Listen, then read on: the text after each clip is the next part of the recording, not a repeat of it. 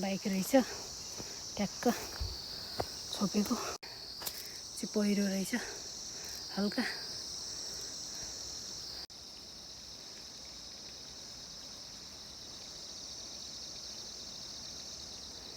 एकदम अप्ठ्यारो रहेछ यहाँ अब कसरी जान्छु थाहा छैन ऊ पाइप त्यहाँबाट लया पानीको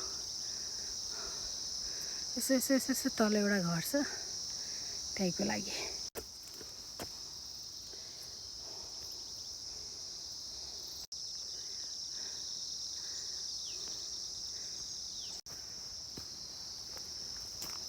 कास फुलेर